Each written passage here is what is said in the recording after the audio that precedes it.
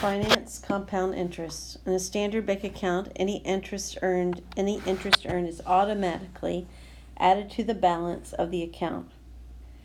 Assume you leave the interest earned in the account.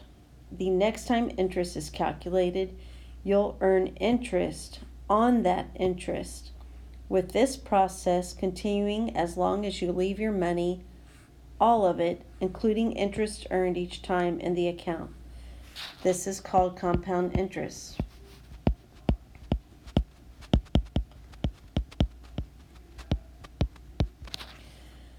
Okay, so let's take a look at how this works. Suppose you deposit $10,000 in a bank account that earns 3% interest, compounded monthly. So every month you're earning a 1/12 of that interest. So if we're looking at the interest earned with month one, it's our principal times our rate times our time, and we end up with $25. So adding that $25 to the initial $10,000, we're going to have $10,025 at the end of the month. So this is our new starting balance at the beginning of the next month. So now, instead of just getting that $25 every month because we're going to be paid interest on the initial amount, we are now going to earn interest on our new starting balance. So times 3% times a 1/12, that gives us $25.06.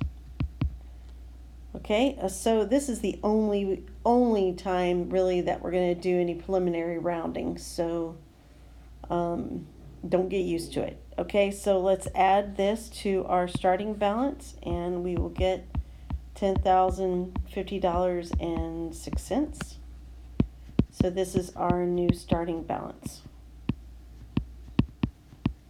Okay, so I'm going to take 3% of that times 1/12. And that's going to give us a little bit more because we are taking 3% of a little bit more. Okay, so adding that to our starting balance for this month 3, I will have $10,075.19. So this is our new starting balance at the beginning of month 4. So find 3% of that for that month, and I get $25.19. Now, I don't want to bore you with this, but we could keep on going and see how the amount of interest we earn actually grows a little bit faster as time progresses. Okay, so that's how compound interest works. So notice that each month the amount of interest earned goes up because the amount of money in the account has gone up. This is the advantage of compound interest. So our formula for compound interest is our ending value, or the total amount, is going to be the principal times 1 plus our interest rate, our annual interest rate, divided by n. Well, what this n is going to be, the variable n, is the number of times the interest is compounded within a single year. Okay, so then that will be raised to that n, which again is the number of times the interest is compounded within a single year times the time.